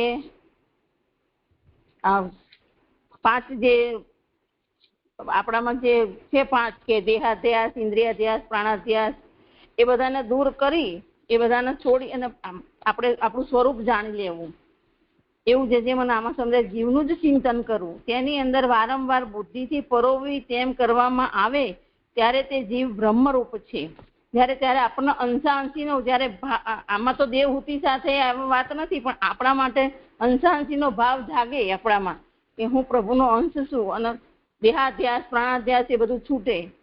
એવી રીતનું એ મને ત્યારે જ જીવ બ્રહ્મરૂપ થાય છે એમ વિચારવાનું સહેલું થાય છે એવો ભાવ છે. જે મને આમાં આવી રીતે આટલું સમજાય છે. પ્રણામ. હા, એટલે ગયા અધ્યાયમાં દેવહૂતિજીએ જે પ્રશ્ન કર્યા એનું થોડું અનુસંધાન કરી લો. 376 પૃષ્ઠ ઉપર આપને વિશે કઈ ભક્તિ યોગ્ય છે, મારાથી થઈ શકે તેવી કેવા પ્રકારની ભક્તિ છે કે જેનાથી હું સહેલાઈથી જ આપના નિર્વાણ ધામનો અનુભવ કરી શકું.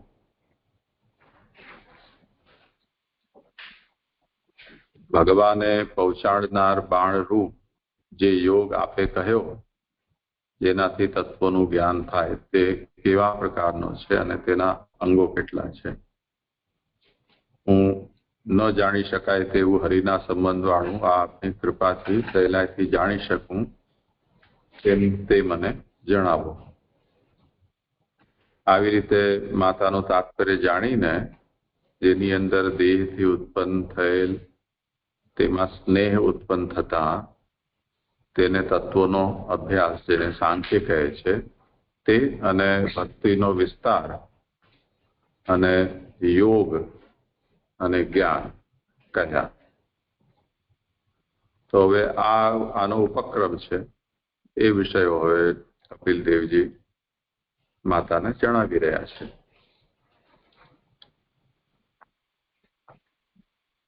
તો આમાં જે મૂળમાં નિરૂપણ કર્યું કે દેહાભિમાની જીવને યોગથી પૂર્ણ થયેલ બુદ્ધિ ભક્તિ, વૈરાગ્ય અને જ્ઞાનથી બીજાઓથી છૂટો પાડી આ દેહની અંદર તેનું ચિંતન કરવું. તો આ સાંખ્યની પ્રક્રિયા તો છે એ છૂટું પાડવા માટેની છે, તે પૂરી બતાવી દીધી.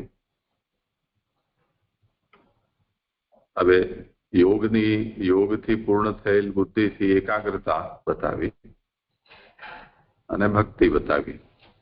વૈરાગ્ય એ સાંખ્યનું જ અંગ છે. તો એનું હવે પ્રત્યેગાત્માનું ચિંતન અહીંયા કરવાનું છે. તો યોગ માર્ગમાં પ્રત્યેગાત્માને જ ચિંતનીય કહ્યો છે. એટલે આત્માને ભીતર, ચાહે તો જીવાત્મા કહો, ચાહે તો પરમાત્માના સ્વરૂપમાં કરો, તો એનું ચિંતન યોગ શાસ્ત્ર બતાવે છે.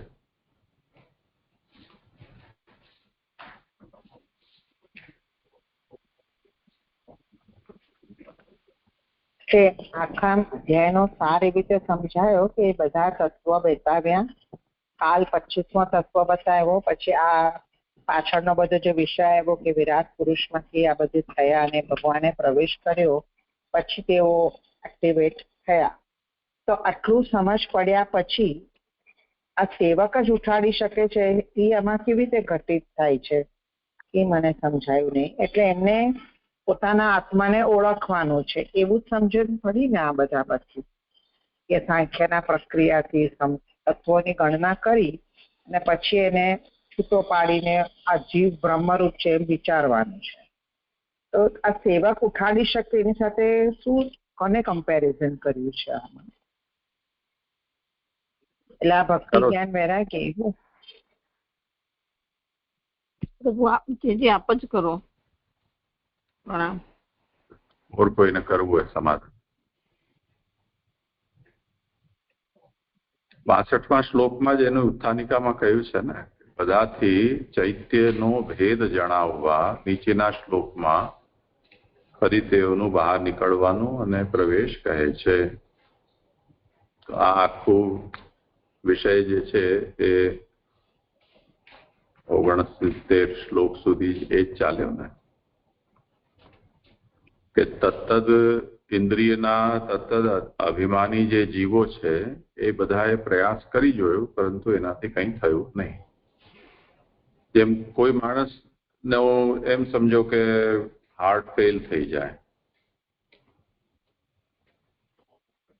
હાર્ટ ફેલ થયું છે કે શું થયું છે એ તો આપણને ન ખબર પડે. આપણે તો એ જોઈએ કે પડી ગયો છે અને આ હાથ પગ એના કામ નથી કરી રહ્યા, તો આપણે શું કરી શકીએ? ચલો પગ મસલો, તો આમ કરી કરીને પગના તળિયામાં ખસવા માંડે, હાથના મસળવા લાગે. એટલે જે અન્ય તત્તદ અંગો છે એના ઉપચાર જ તો આપણે કરીએ ને, અંદરની આપણને શું ખબર હોય? પણ એવું કરવાથી માણસ ઉભો તો થતો છે નહીં, કેમ કે મૂળ તો હાર્ટ ફેલ થયેલો છે. પછી આપણે જયારે લઈને જઈએ ને ત્યારે સૌથી પહેલા ત્યાં ડોક્ટર ઓલો બે પ્રેસ કરવાના સાધન હોય એવા બે લઈને આવે ને સીધા હાર્ટ ઉપર એને કરંટ આપે. એનાથી જો હાર્ટના ધબકારા ચાલુ થઈ જાય તો પછી બીજા બધા અંગો છે આપોઆપ ચાલુ થઈ જાય. તો જે આ ચૈત્ય જે છે એની અહીંયા વાત કહી રહ્યા છે કે તત્ત અંગો અને એના જે અંદર અભિમાની જીવો છે એ બધાએ કોશિશ કરી જોઈ, પણ એનાથી કંઈ થયું નહીં. પણ ચૈત્ય જયારે થયું, ચિત્તેન હૃદયમ ચૈત્ય ક્ષેત્રજ્ઞ પ્રાવિશદ્યદા. તો એ ક્ષેત્રજ્ઞ એટલે એ દેહાભિમાની, એને જયારે કર્યું તો એ ઝટથી ઉભો થઈ ગયો. એના માટે મિસ્ટર બીનનો એક એપિસોડ આવે છે, બસની લાઈનમાં ઉભો રહે છે ને એના આગળ એક કાકો ઉભો હોય છે. એ એપિસોડ જોવું જોઈએ. એને હાર્ટ એટેક આવે ને તે આમ પડી જાય છે. ઓલો એ કોશિશમાં હતો કે એ કાકો એના આગળ લાઈનમાં છે અને મિસ્ટર બીન એના પછી છે. તો બસમાં જો એક જ જણાની જગ્યા હશે તો બીન રહી જશે અને ઓલો ચડી જશે. તો એવો કોશિશમાં હતો કે કાકાના પહેલને એ પોતે કોઈ રીતે પહોંચી જાય. એટલે એને ઘણા બધા એવા ઉપાયો કર્યા કે જેનાથી એ 2 નંબર ઉપર આવી જાય એનો કાકો. એવામાં કરતા કરતા ઓલાને કંઈક હુમલો આવ્યો ને પડી ગયો. ત્યારે પછી એ બીજા ઉપાયો પ્રથમ કરે છે, મોઢાથી હવા ભરે, ના કરે, હાથ પગ ઊંચા નીચા કરે, બધું. પણ એ ચૈત્ય પુરુષ પછી એનાથી ઉભો નવદતિષ્ઠ તદા વિરાટ ઉભો ન થયો. પછી ઓલા કોઈ કાર વાળા પાસેથી બેટરી ચાર્જ કરવાના બે ઓલા લઈને અને બાજુમાં વીજળીનો થાંભલો તો એની અંદર કનેક્ટ કરીને એને ઝટકો આપ્યો એટલે ફાટ ઉભો થઈ ગયો. વિરાટ તદૈવ પુરુષ સલિલાદુદતિષ્ઠત, એ વિરાટ ઉભો થઈ ગયો. એવી વાત છે. તો આ પ્રિય સેવક જ ઉઠાડી શકે છે, બીજો ઉઠાડી શકતો નથી. એટલે આપણા અંદર પણ અહીંયા તો હવે યોગની પ્રક્રિયા સમજાવી છે ને, તો જે વિરાટ છે એ આપણા અંદર પણ તે જ રૂપમાં છે. તો પ્રત્યેગાત્માના રૂપમાં જે આપણા અંદર પ્રવિષ્ટ થયેલો છે એને જો જાગૃત કરવું હોય તો આ પ્રક્રિયા અહીંયા બતાવવી જોઈએ. એટલે 71-72 શ્લોકમાં જે કહેવામાં આવ્યું છે એનું ચિંતન કરવું છૂટું પાડીને. હા, થયું હતું, સમજ પડી. પ્રણામ છે. દંડવત પ્રણામ છે. જે મારો આ પ્રશ્ન હતો જે આપે સોલ્વ કર્યો કે અહીંયા આપે છે ને તેને સહાય કરનાર ભક્તિ વિનાના 3 છે, તો મારો આ જ પ્રશ્ન હતો કે એ જો 29 શ્લોકમાં જે કહ્યું ભક્તિ સ્વરૂપથી યોગ પ્રાપ્ત કરાવનાર અંગરૂપે સાખ્ય અને જ્ઞાન, આ જે 4 ની સાથે પછી ત્યાં 3 નું કર્યું હતું એની જ વાત છે ને, જે લગભગ હું સમજ્યો છું. જી જી આ જ પ્રશ્ન. પ્રણામ જી.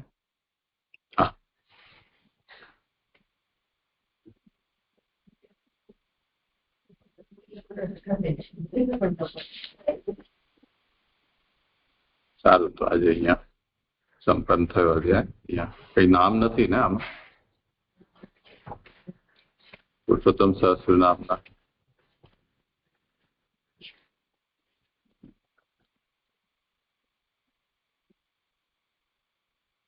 લીલાબેન? હા, નહીં નથી, નામ મેં નથી જોયું. હું છે મારી ભૂલ સક્ષમાં. અર્પિતાબેન નથી આજે?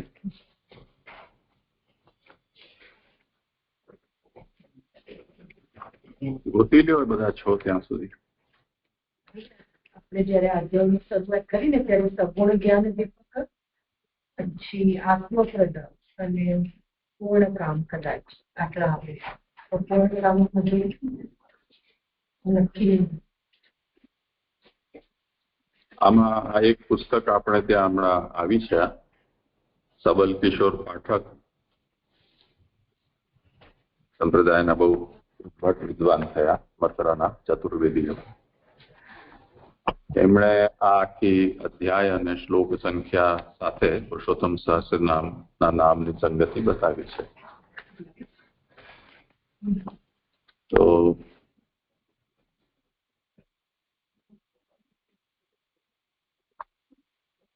अध्याय 24 के श्लोक 41 के अनुसार कर्दम ने वन में जाकर 52-53 ब्रह्मानंद का अनुभव किया, अतः ब्रह्मानंद प्रवर्तक नाम कहा.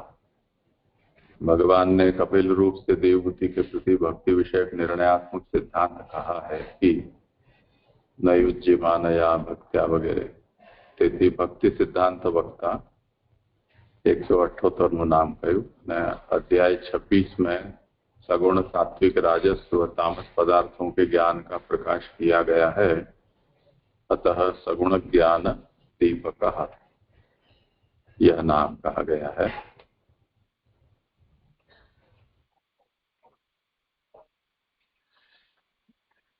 और भगवान ने सांख्य शास्त्र द्वारा अनात्म देहादि से पृथक स्वरूप आत्मा को समझाकर आत्मा का उनके स्वरूप का दान दिया है, अतः आत्मप्रद यह नाम कहा है. જે 184 યોગ રૂપ જેમનો આત્મા છે એ લઈ શકાય?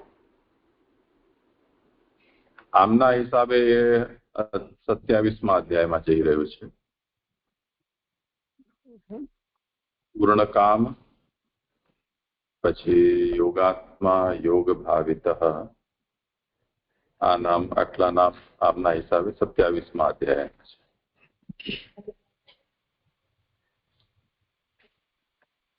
યોગ ભાવિત એ 27મા અધ્યાય સુધીના છે અને પછી આગળ 28મા ના છે.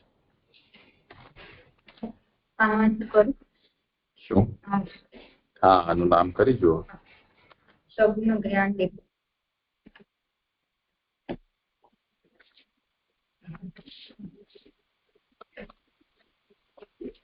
સગુણ જ્ઞાન દીપક એટલે સત્વાદી ગુણયુક્ત જ્ઞાનને પ્રકાશ કરનાર. બીજું છે ગુણમય તત્વોના જ્ઞાનને દીપાવનાર. સત્વ, રજ અને તમો ગુણયુક્ત એવું સર્વ પ્રપંચ સંસાર સંબંધી જ્ઞાન તેને પ્રભુ જ પ્રકાશ કરે છે. અંતરમાં કોઈ પણ પ્રકારનું જ્ઞાન પ્રગટ થવું એ પરમાત્માની ચમત્કારિક દિવ્ય શક્તિની પ્રેરણા સિવાય કંઈ થઈ શકતું જ નથી. જેથી પ્રપંચમય જ્ઞાન થવામાં પણ પ્રભુ જ પ્રેરણાની અપેક્ષા જ રહે છે. સર્વની તેવા પ્રકારની અપેક્ષાને પૂર્ણ કરનાર પરમાત્મા જ છે. તત્વાદી 3 ગુણોથી તત્વો પ્રગટ થાય છે.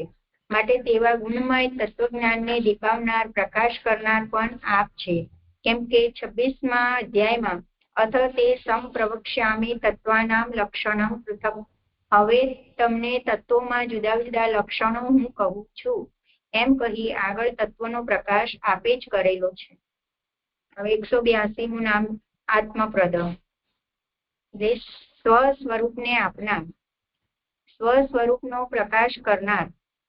વારંવાર શાસ્ત્ર અભ્યાસ કરવામાં આવ્યો હોય તેવું જ્ઞાન પણ પ્રાપ્ત થયું હોય, પરંતુ સ્વ સ્વરૂપની નિજ આત્મારૂપ ભગવત સ્વરૂપની પ્રાપ્તિ થવી તથા તેનો પ્રકાશ થવો એ ભગવદ ઈચ્છાને આધીન જ છે.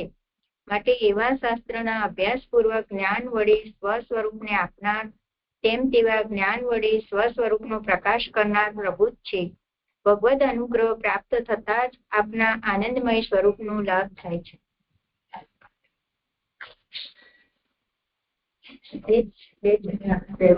આમના હિસાબે તો એ જ થાય. પછી હવે અર્પિતાબેન આવે ને કંઈક કે તો સારું.